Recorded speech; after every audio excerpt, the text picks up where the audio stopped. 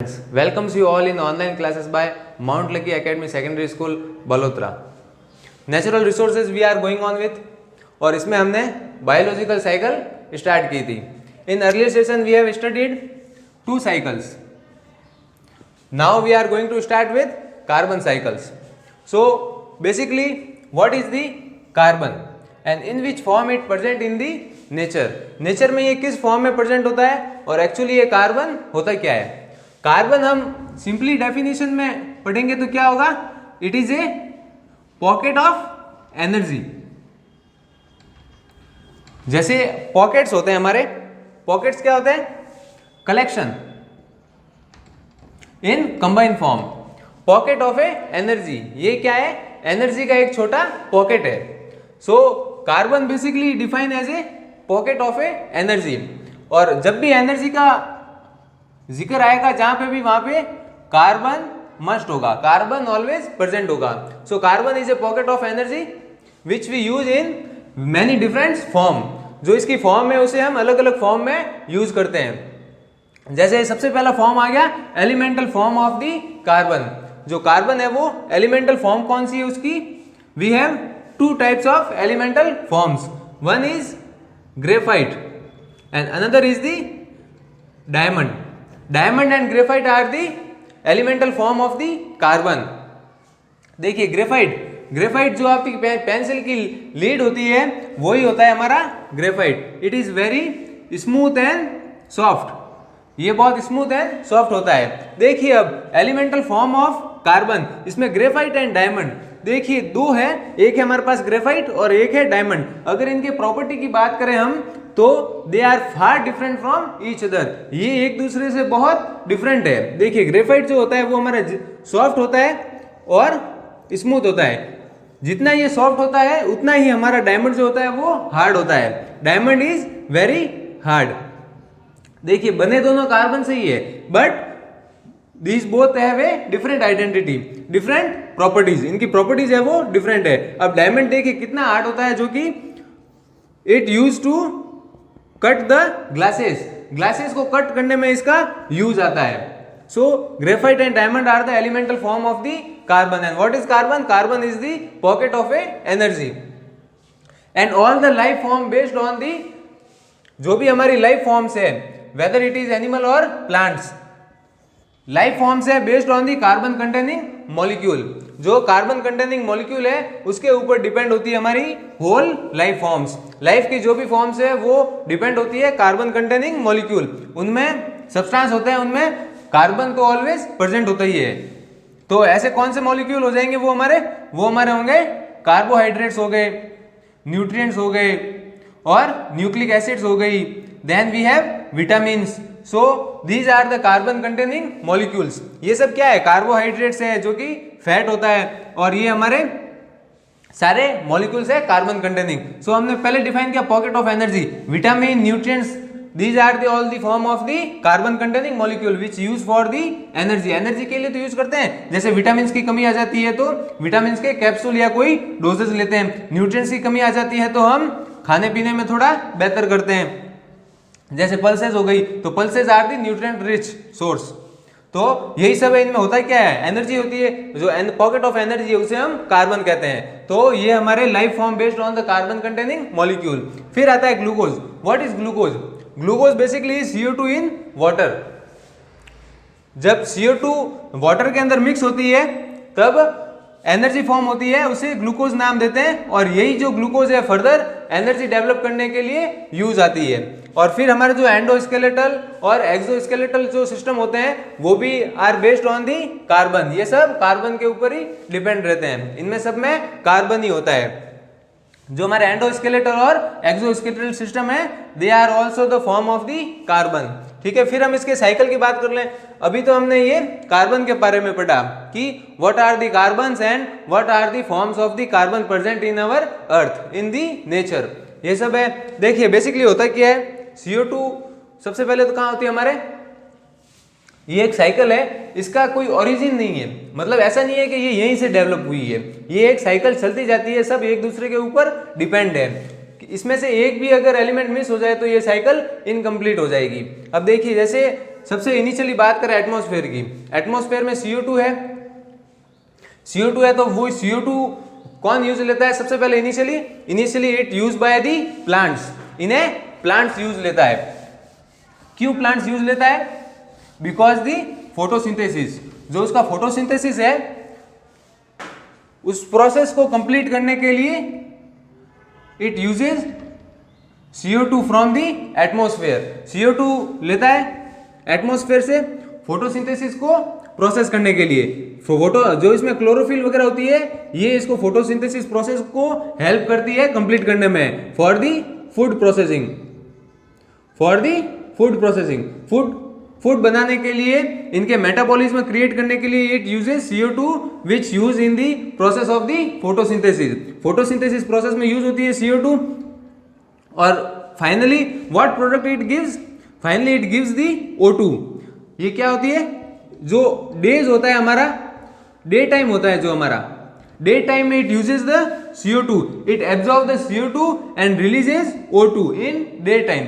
Day time में ये CO2 absorb करती है एंड रिलीजेस CO2 रिलीज करती है। And in night time it's process get converts, it process get reverse, इसका जो प्रोसेस है वो रिवर्स हो जाता है। In night it absorb the O2 and releases CO2। आपने सुना होगा बचपन में कि जब भी हम मतलब बड़े बुजुर्ग कहते हैं कि रात में पेड़ के नीचे नहीं सोना चाहिए, तो उसका रीजन क्या है नहीं सोने का? उसके पीछे का लॉजिक ये है because it reverse the process of photosynthesis. वो नाइट में CO2 रिलीज करती है एंड ऑक्सीजन एब्जॉर्ब करती है, तो CO2 वहां पे बहुत ज्यादा हो जाने के कारण नाइट में यूज नहीं होता है वो place.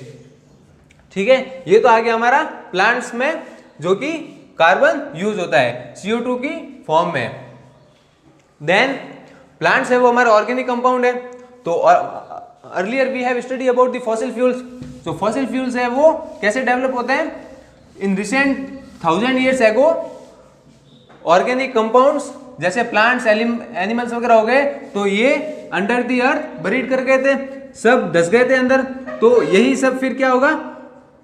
Due to high pressure and temperature ये फॉसिल फ्यूल्स में कन्वर्ट हो गए, जैसे हमारे कोल है and we have petroleum. So different kind of we have fossil fuels, ये हमारे डिफरेंट काइंड के फॉसिल फ्यूल्स है जो कि ऑर्गेनिक कंपाउंड से फॉर्म हुए हैं। तो देखिए फिर ऑर्गेनिक कंपाउंड में फॉसिल फ्यूल्स कन्वर्ट हुए। फॉसिल फ्यूल्स क्या होता है? हमारा कोल और पेट्रोलियम है जो कि हमें फ्यूल्स एज ए फ्यूल काम में लेते हैं। जो हमारा पेट्रोल है वो कहाँ? ट्रांसपोर्टेशन में काम लेते हैं। जो कोल है हमारे मैन्युफैक्चरिंग प्रोसेस में काम लेते हैं इंडस्ट्रीज के द्वारा। तो यही सब यूज हो जाने के बाद देखिए अपन पेट्रोल काम में ले रहे हैं, ठीक है, ये हमारा व्हीकल है, पेट्रोल काम में ले रहे हैं, तो इट कंबशन प्रोसेस में क्या होगा? SO2 CO2 रिलीज होगी।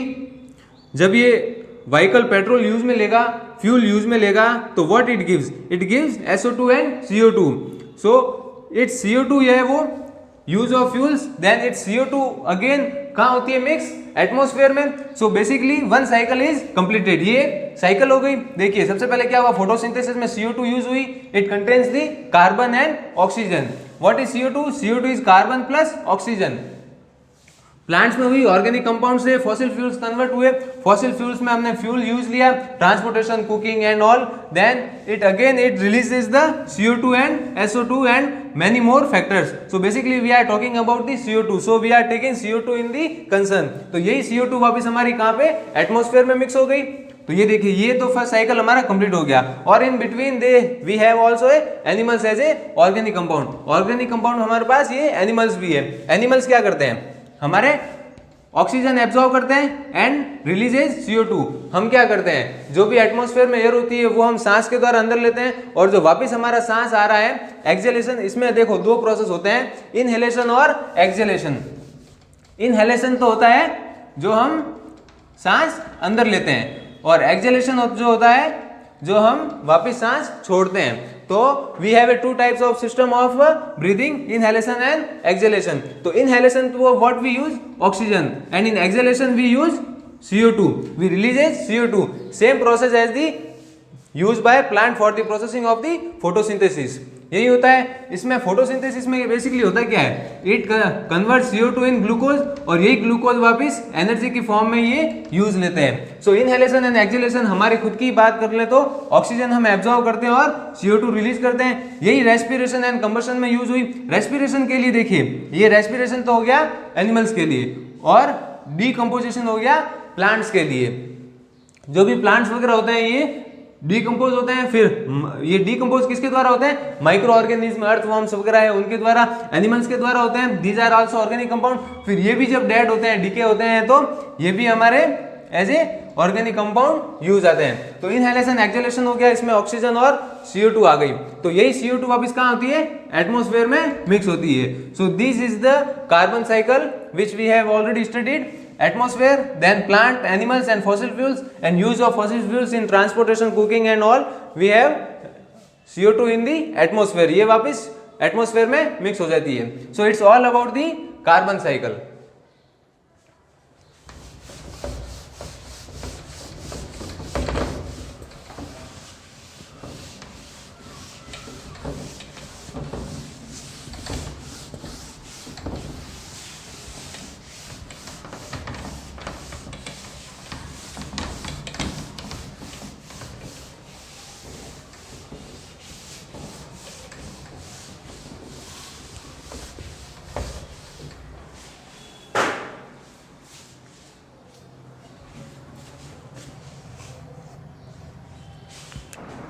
After the carbon cycle, we have greenhouse effect. Now we study about the greenhouse.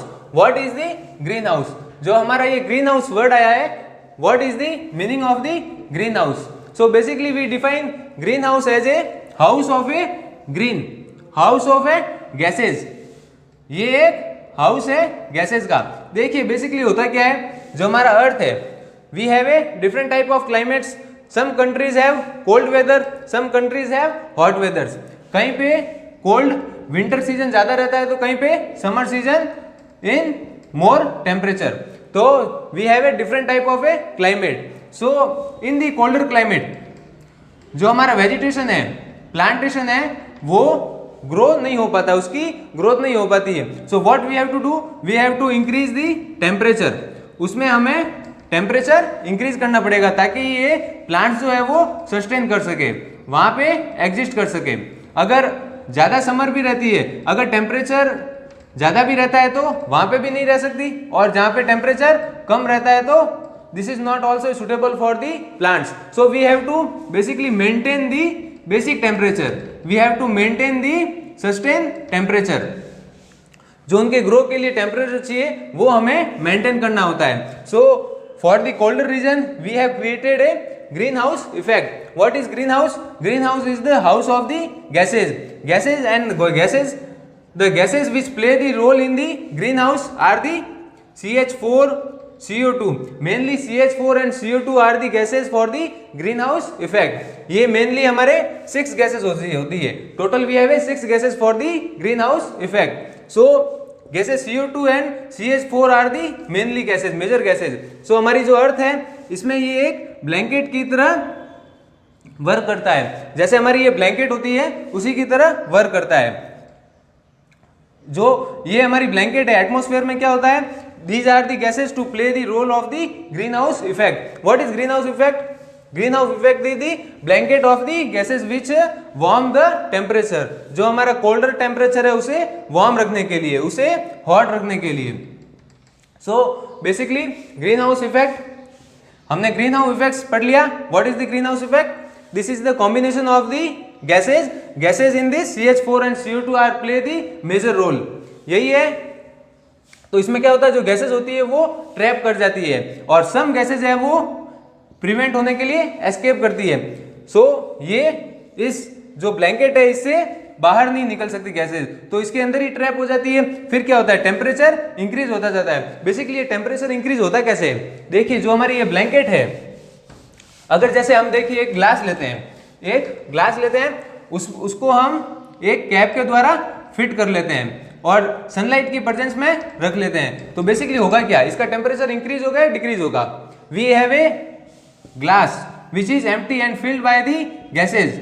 So in presence of sunlight the temperature of the internal temperature of the glass will increase और decrease, it will goes to be increase, day by day ये increase होता जाएगा। So basically ये है क्या, हमारा एक close container है, तो बेसिकली इसी की तरह ही ये हमारा जो ग्रीन हाउस इफेक्ट है ये क्लोज कंटेनर है, एक ब्लैंकेट की तरह वर्क करता है। सो इसमें क्या होता है, सनलाइट की प्रेजेंस में जब गैसेज अंदर प्रेजेंट होती है तो इनके मॉलिक्यूल्स एक दूसरे से टकराते हैं और ये इस ब्लैंकेट से एस्केप नहीं हो पाते हैं, तो इसी से फिर क्या होता है, अंदर का टेम्परेचर है वो इंक्रीज हो जाता है। कैसे इंक्रीज होता है, जैसे इस एग्जांपल के थ्रू हमने अभी समझा था, जो हमारी ग्लास है सनलाइट की प्रेजेंस में जैसे जैसे सनलाइट और हॉट टेम्परेचर इंक्रीज होता है वैसे वैसे इसका इंटरनल टेम्परेचर भी इंक्रीज होता जाता है। So basically in this also we have a temperature increment, इसमें टेम्परेचर इंक्रीज होता जाता है। सो यही था हमारा green house effect in which total 6 gases we have. ये 6 गैसेस इसमें रोल प्ले करती है, जिसमें CH4 and CO2 we have a major gases. तो यही था हमारा green house effect, increase in the gases, जो हमने ग्लास के थ्रू पढ़ा और इसमें से ये एस्केप होने से बचती है। ये हमने किया क्यों, क्योंकि जो हमारा कोल्डर रीजन है, we have a colder region, in this we have to maintain the temperature of the atmosphere. जो हमारा क्लाइमेट है वहां का, उसका टेम्परेचर मेंटेन करने के लिए उसको टेम्परेचर को वार्म करने के लिए हम ये ग्रीन हाउस इफेक्ट क्रिएट किया था। बट इसकी गैसेज इंक्रीज हो जाने के कारण इसका इफेक्ट है वो हार्मफुल बनता जा रहा है, जो हमारे ये भी एडवर्स इफेक्ट दे रहा है, हमें हार्मफुल इफेक्ट दे रहा है। इसका रिजल्ट जो है हमें क्या देता है, एक आपने नाम सुना होगा ग्लोबल वार्मिंग। ग्लोबल वार्मिंग, सो ग्लोबल वार्मिंग है वो बेसिकली है क्या, this is the increase in the temperature. What is global warming? Global warming is the increase in the temperature, and recently we have seen that in 5 years recently we have created 5 degree of Celsius increment in the atmosphere. Atmosphere में 1 degree Celsius का पिछले 5 से 10 साल में increment हुआ है, और 2025 तक ये 4 डिग्री सेल्सियस तक इंक्रीमेंट का एस्टिमेट बनाया हुआ है, एस्टिमेट लगाया हुआ है कि 2025 तक अगर इसी तरह ये ग्रीन हाउस गैसेस जो है इंक्रीज हुई, CH4 और CO2 अगर एटमॉस्फेयर में रिलीज हुई तो 2025 तक ये एटमॉस्फेयर में 4 डिग्री सेल्सियस तक इंक्रीमेंट देखने को मिलेगा। So we are producting green house gases to in the atmosphere, atmosphere में मिक्स होने से हमें ये बचाते हैं। और ये CH4 और CO2 है, और जैसे एक CFC भी होती है, क्लोरोफ्लोरोकार्बन। ये क्लोरोफ्लोरोकार्बन कहाँ प्रेजेंट होती है, जो हमारे एयर कंडीशनर है, रेफ्रिजरेटर है, इसमें ये CFC होती है। So this is what chlorofluorocarbon. So it's all about the green house effect, यही था हमारा green house effect. So we are ending our session. इसमें नेचुरल रिसोर्स में हमें जो बायोलॉजिकल साइकिल थी उसमें हमने टोटल 3 साइकिल कर ली। Today we have done carbon cycle and now we have done green house effect. If you have any doubt please comment in the comment section so we can clear your doubt. And इसको आप revise कीजिएगा, अच्छे से पढ़िएगा, समझ नहीं आता तो वापस पूछिएगा। Thank you class.